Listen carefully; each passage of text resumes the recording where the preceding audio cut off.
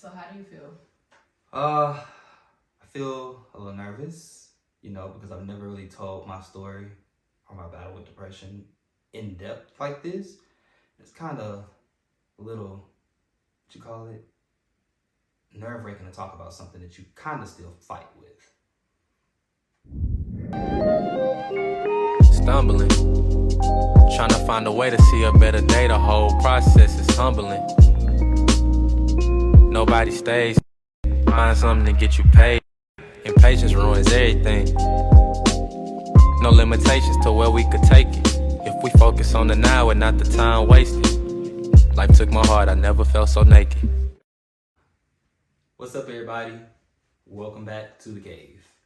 It's your boy Markeith, and I'm here to bring to you a story. We like stories, right? Lit. Okay. So I just wanted to talk a little more in depth about my battle with depression. So I guess I'll start from the beginning. My battle, I called it a dance. My dance with depression first started in high school, about sophomore year. I can't exactly recall what I was going through. It was a lot of different things, a lot of family things, a lot of personal things, really a lot of anxiety. We can get into that later though. But there's many different things with my behind. I know that I was dealing with like identity issues, like struggling with my identity. I didn't know who the heck I was, who I wanted to be. I was always the kind of person that kind of wandered to many different circles, not purposefully, but it was just like aimlessly in so many different circles, talking to so many different people, associating myself with all kinds of things that I thought I wanted to be like, or I thought I wanted to surround myself with. So in not knowing that, I was causing myself so much hurt, because I was always trying to change myself for different people and different situations, and then go home and try to be myself and not even know who that was. And that kind of started my battle with depression. That's when I first started to feel it. Now back then, I didn't know it was depression, okay? Because black folk, families like that, we don't necessarily talk about mental health. We don't know what it is. We just think, oh, you're just a little sad. Go sit down somewhere, eat you something, you'll be all right. Which is virtually what I did. So back then, I would just cope in so many unhealthy ways, but we'll get back to that.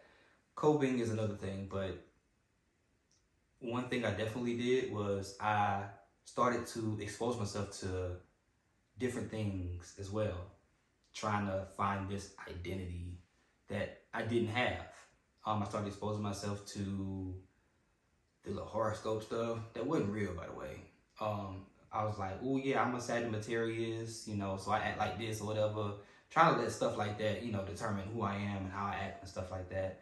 I started to get into stuff I had no business doing, but I ain't gonna say that because I ain't trying to go to jail. So, but I started doing all kinds of stuff, and that was just to distract me from, what I was dealing with. Because, a lot of the times when we deal with depression, we try to distract ourselves with so many different things that could make us feel better, or could just hide. We could just hide behind. I did a lot of hiding in high school. I hid my behind off. Like, Casper couldn't find me. Siri couldn't find me. Shoot, I'm glad the Lord found me. All right, come on, hide and seek with the Lord. That's the best one. You get the best one. No, let's not play hide and seek with the Lord. Anyway, back on track. So like I was saying, people. So yeah, I was hiding from myself. I was hiding from many other things, and I was definitely hiding from the Lord. Back then, I just didn't necessarily know that I was struggling with depression. I just said, Mom, I'm feeling sad, so I want to go to therapy. She was like, okay, what's wrong? You talk to Mom. I said, no, I don't talk to you. Let me go to therapy. Because a lot of the times, I can talk to Mom about anything, which I do, but some things you just don't want to go to your parents with, especially not at that age, especially when they just be like, you did what? Just start whooping you behind. But no, so instead of her being like, majority black families would be, and just be like, what you need therapy for? So you can go tell our family business? No, you good. You stay home. You do this. No, you all right. You go sit down. You ain't got nothing to be depressed about. You ain't got no bills. You ain't working. She didn't do none of that. She just said, okay, I understand. And she went and found me somebody to go to. And honestly, I truly think that right there is what started me on my journey for wanting to become a mental health specialist myself. Uh, Going to therapy really put a lot of things into perspective, and just being able to talk about things. It talk about things to someone who doesn't know anything, just this blank canvas that I would have to just paint whatever I want to on there, and however I feel on there, and not be judged for it. And it helped me a lot. But did it stop my depression? No. So I was still going, but I wasn't being completely and wholeheartedly honest about everything. There was still a lot of stuff that I held back on because I'm just like, some stuff needs to stay personal, and I regret that because it probably would have helped me get to the root of things a lot quicker. But nonetheless, though, therapy was a huge help. I went to therapy from like the second semester of sophomore year all the way to like junior year. That I forgot exactly where junior year. Just say junior year. And that entire time, I would go to school, and deal with, the many different relationships. By relationships, I mean friendships because I was single. The many different friendships that I had, because those are also relationships, important relationships too. And all of them were just so rocky. Some of them was rocky, some of them was unstable, some of them was really good, really healthy. But I was always focused on the ones that was just taking so much from me, or just, leaving me empty, or causing me problems, or causing me headaches, heartache, all that kind of things, all those kind of things. So it only made me bury myself deeper. And when I went and talked to my therapist, I'm like, me and my friends having problems and this and that. She was like, well, maybe not your friends. I'm like, they're my friends. So then I just stopped talking about it, So, and not to say that she still overstepped the boundary, but it was just something I wasn't willing to accept at that moment. So, and going into junior year, I started to just lose myself completely. At this point, I didn't do anything for myself. Like, and by for myself, I don't mean this in like I didn't take care of myself and wash my behind. Of course I did. I mean, I didn't do anything for myself as in like, I didn't value myself at all. I completely lost how I felt about myself. The little tiny bit of confidence I had growing up was completely gone.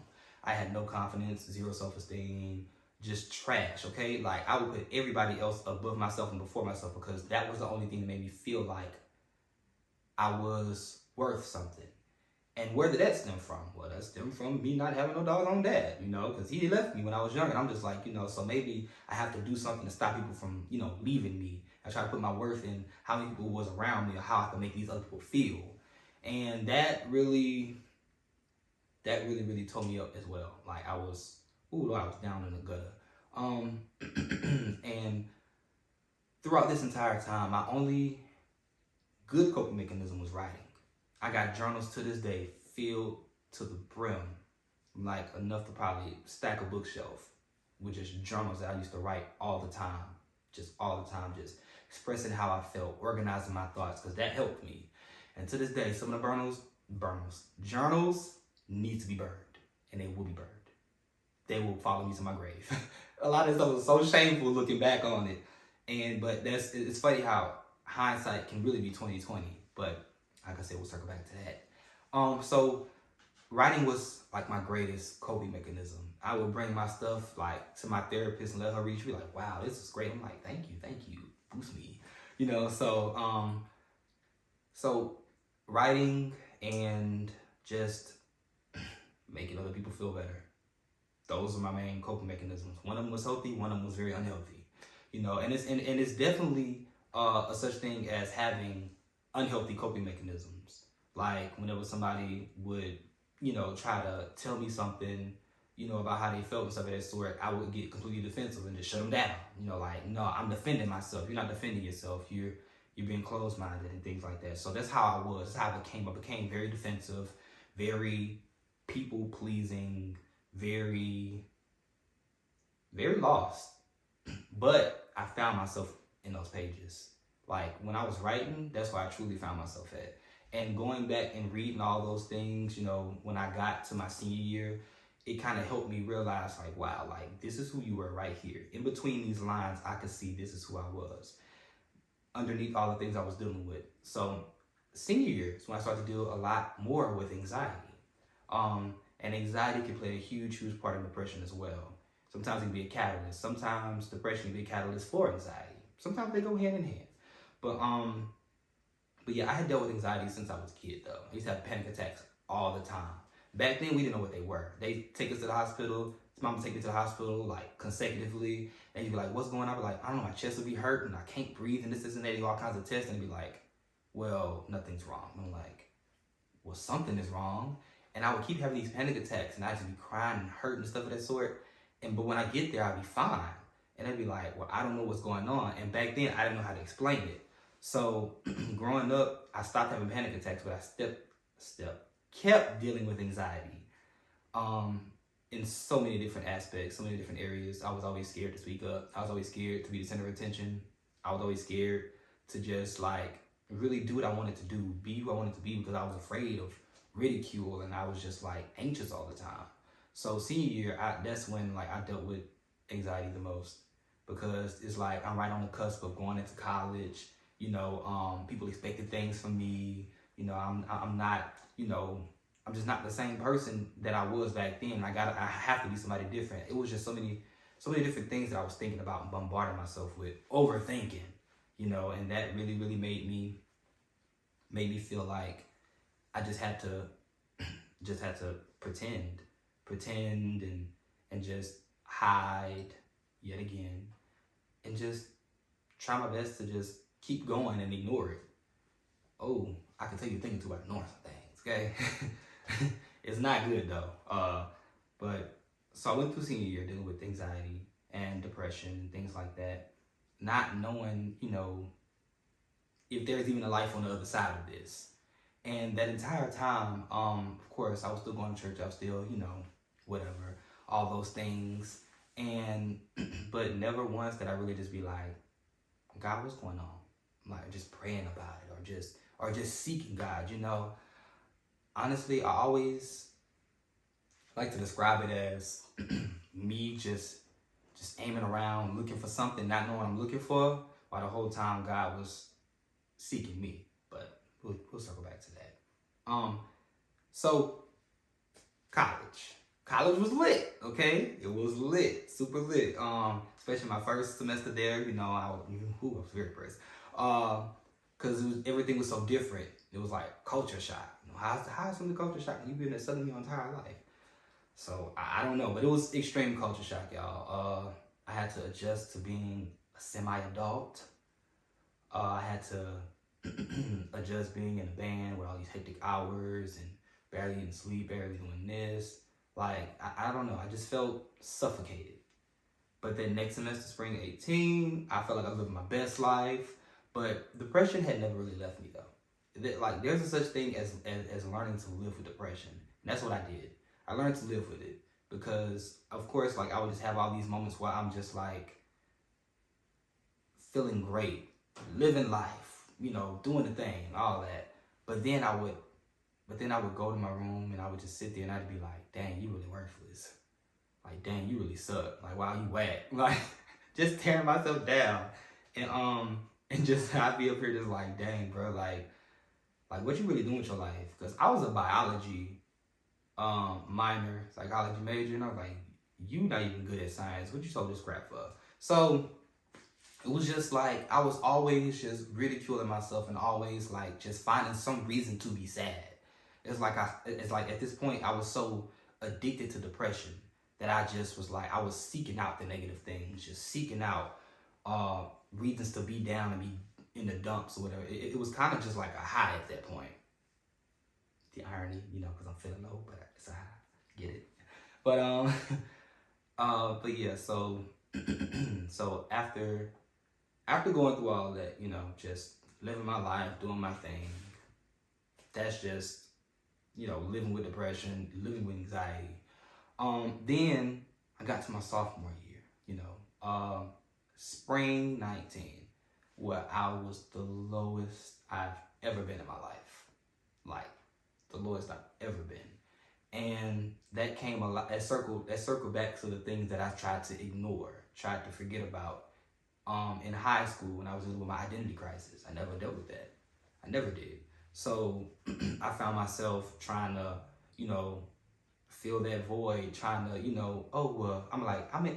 I'm falling victim to those many different, talking people like, oh, you're in college, live your best life. That's what college is for. Explore. So that's what I did. I explored a little too much. And so in college, I found myself, going out with, with girls, with guys, just doing all kinds of different things, just out here. You hear me? And I was just like, I still don't know what I'm doing. I still don't know who I am. I still don't know what is going on. I'm here. I've been here all kinds of years and everything, and I still don't know what I'm doing. And I never once did I really look at God for help, because at that point, spring 19, I was like, you know what? God, you got a sorry sense of humor. Because you sit up here and you have me do all this and go through all that, but you want me to give you praise? Like, and that came from me not even knowing God for myself, bro. Like, I didn't know that man at all. Because I wouldn't read nobody's word. Some of the like churches, they don't really teach you about the love of God and things like that. Some of them just teach fire and brimstone, or just be like, oh, you should love God. Why? Because the Bible says so. What did the Bible say? Like, they just never really, gave me a good enough foundation. Like, they gave me foundation in God, but not a good enough foundation. So I had to find myself digging that foundation up and replant it for myself later on. So during this entire time, like I said, I did not seek God. Don't talk to me about no Jesus. You said what you're... No, I'm good, thanks. Christina, huh? You said the Lord what? I'm good, thanks. Don't worry about it. I don't want to hear none of that, okay? I was just like, I'm sad, I'm hurt, I'm upset. I can barely sleep at night because anxiety is whooping my tail. I'm just like, I don't want to hear nothing. Unless you have a solution or how I can feel better, I don't want to hear nothing. But that was a solution, y'all, by the way. Just a little nugget for them. Yeah, so that semester, I really hit rock bottom, man. I was at that point suicidal.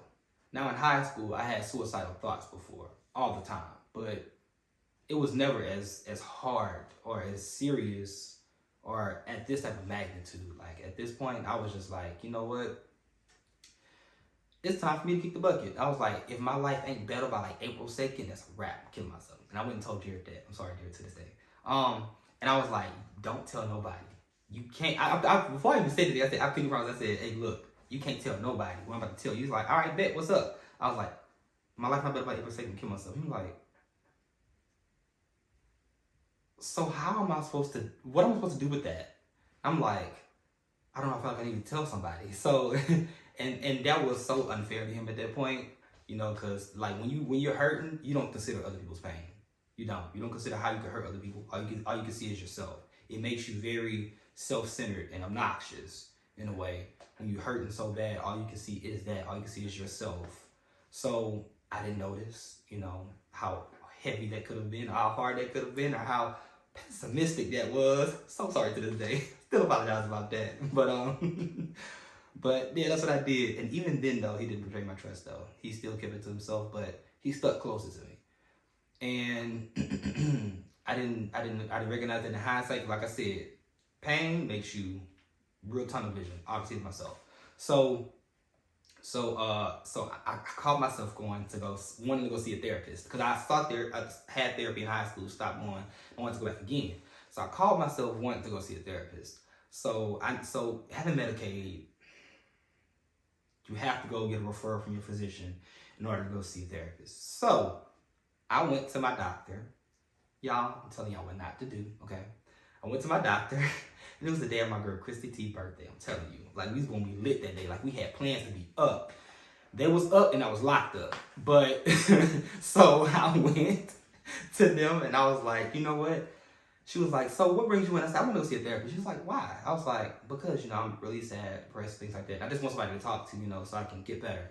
And she was like, okay, well, what's going on? Did you have plans? I said, well, if I don't get better at some point or whatever, I'm just gonna kill myself. Just so casually, just like, there you go. You're like, y'all a plan? Yeah, girl. I'm like, buku bills, just sleep away. Ain't that how it work, huh? And I'm just like, I can joke about it now, y'all. Back then it wasn't funny. But, and she was like, oh, like, she was looking real stunned, real shocked. I was like, but I really don't want to.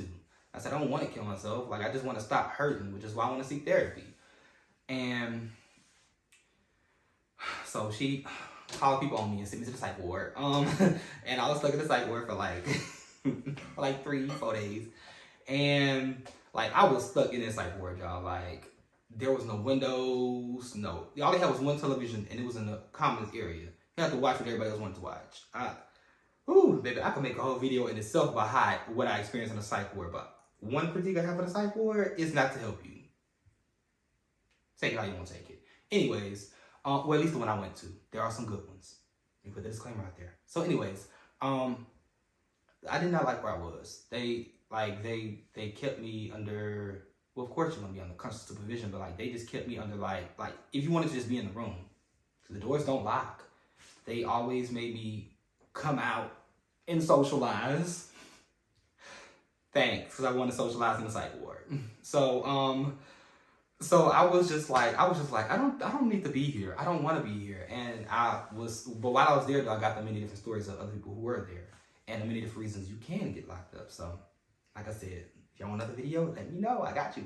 But but yeah, I was in the psych ward, upset. You know, I actually before they sent me to the psych ward, I called Christy T. I was like, girl, they trying to lock me up. I was like, look, I need you to come be my escape. Come be my escape. I was like, you pull up and I run out the door, we can ride off or whatever. And before I could do that, the cop came and sat in the room with me. So I'm like, he had a tase on him. I'm like, so what if I try to run and he tased me? That's buku shameful. I can never show my face here again. So I sat still. And so as I'm leaving and he's putting me back in the cop car, and Christy D standing outside looking like, they really walking him to go, and I'm just a smiling all big, like somebody crazy.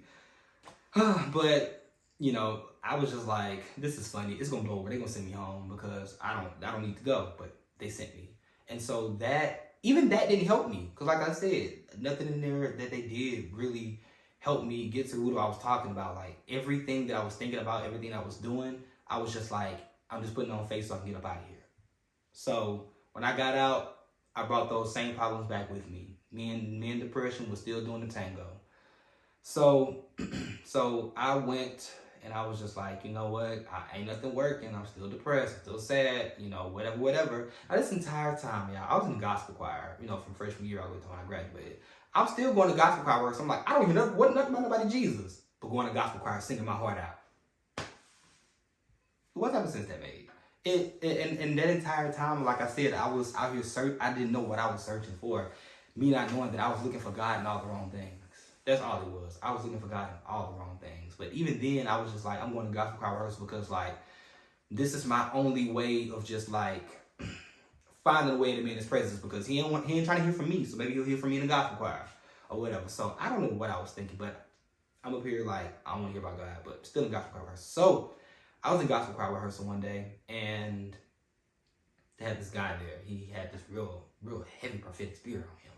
And he was, and I always told the Lord, I said, if you give me a word, do not. Lord, I was like, Lord, I don't want to be pointed out. I don't want nobody to know who I am. I was like, I don't want to be shamed, okay? I don't need people knowing who all my business is. Like, none of that. And so the dude was like, I'm hearing something, but I don't know who it's for.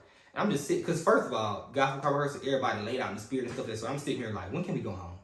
Like, everybody laid out and stuff. I'm like, you feeling the Lord? I don't feel him. You, that's great. Let's go home. But we done yet? Can I excuse myself? And I started to get up and leave, but I don't know why I didn't. I sat there the whole time. So, and he was just like, I don't know who this is for. I don't know what I'm hearing. I mean, I don't know. I'm not hearing who it's for, but I hear the Lord saying that he's getting ready to heal your emotions. He's getting ready to heal you. He's heard your cries. And he wants you to know that your suffering won't last, and this and this and that. And I was just, and I don't know why I instantly knew that was for me. I could have broke down in tears, but, excuse me, in that moment I got real teary-eyed, but like, the tears wouldn't fall. It was kind of just like, you have no reason to cry anymore, because I was already crying every night before that. So it was kind of just like, you don't have a reason to cry anymore. So like, what you crying for? Like, the tears would not come. And I never said, ooh, that word for me. I was just like, ooh, okay, God, I hear you. That's right. I'm just gonna take this to the room with me. But as I'm walking and leaving gospel choir rehearsal, I pick up the phone, I'm like, Christy, let me tell you about this word I just got. She was like, wow, that's crazy, because I literally just got off my knees praying for you, telling the Lord, like, look, you gonna have to do something with him, because I don't know what else to say, how else to be there for him, other than to just just pray for him, type thing. And I was just like, wow. She was like, wow, that's crazy how quick the Lord really just worked. How that just turned around so fast. And just for clarity, can you tell us who Chrissy T is? Oh, Chrissy T. Oh yeah, that's my girl Christina. Y'all remember the Christmas episode? Yeah, that's Jared's sister. Another real close friend of mine, y'all. I knew Jared before I knew her, but you probably couldn't tell the difference. You believe we all grew up together. But yeah, so when I called her and I was telling her about everything that was going on, she was just like, wow, like, I'm just shocked at like really how fast God just worked. After me just getting off my knees, he was just like, here you go. And I'm just like, bro, it's crazy because I was just like, wow, like he really talked to me. Like he really wanted to hear from me. He loved me. He gonna heal me. That's crazy. I ain't wanted to do with this man. So I went to my room that night, and for the first night in all that entire thing, I prayed throughout that entire journey with depression and anxiety and self-hate and what else not, even self-harm. People never knew this, but I used to actually, like cut my legs sometimes because it was kind of just like, like I just wanted the pain to stop. It was kind of just like making the pain visible because I'm dealing with something I can't see. So that was my way of making it visible, if that makes sense. But yeah, I used to do that. And in retrospect, like there was no point, but it's the only way I know how to cope. So I prayed that for the first time in a long time, and when I got up, I felt so different. I went to bed that night and woke up the next day, and everybody was like, "Wow, you look different. Like, what's going on? Like, you just completely different from like how you ever been." And it really looked like the sun just started shining. Like I hadn't seen the sun in years, y'all. That sun looked so good. The day looked so bright. I felt so happy, so light. I slept good. I was like, you know what? This is different. I ain't never felt nothing like this. What is this? And Lord was like, that's freedom. I'm like, oh, so this was going to be free? I was like, okay. So, and then that's when I was like, okay, so that thing that you were searching for in your life, that was God. And it took for him to let me go through all of that and hit rock bottom so he could pick me right up and be like, I got you.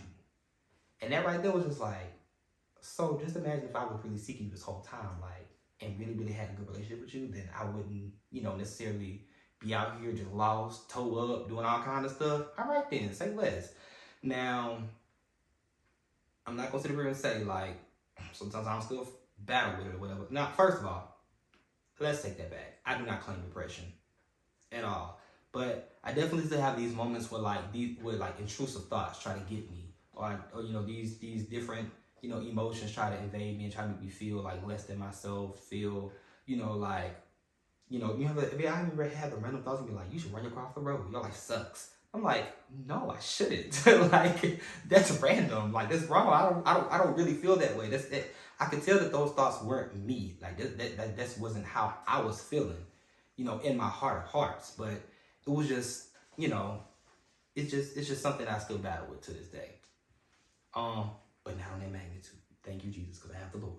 Amen. And his word. So, but that very moment right there, that changed me. And it really showed me that, like, that breakthrough wasn't me seeking God. It was God seeking me. And me sitting still long enough for him to catch me. Sitting still or just allowing him to find me. Or even when he found me, I could have been like, now I'm hide again. Nah, I'm like, okay, cool. So let's walk together and talk real quick. See what's going on. So that's really when everything changed for me. That's when my dance with depression stopped. I stopped dancing with him. Like, you ain't stepping on my toes no more. We ain't doing nothing else. Like, that's a wrap. So so my present mental space, it looks a lot better. Not only that, being a social worker and learning all these different, terms and techniques and stuff, it really, really helps you, bring yourself into focus and stuff like that. But my mental space now is really good. It's really, really good. I'm not fighting with no depression. I'm not letting anxiety beat me up. Like I learned that depression and anxiety, like though those are mental illnesses though, keyword, they're mental. Like those are mental battles. I allowed myself to be in that mind space, like that head space. Excuse me, y'all, I'm burping. That mental headspace was what kept me there.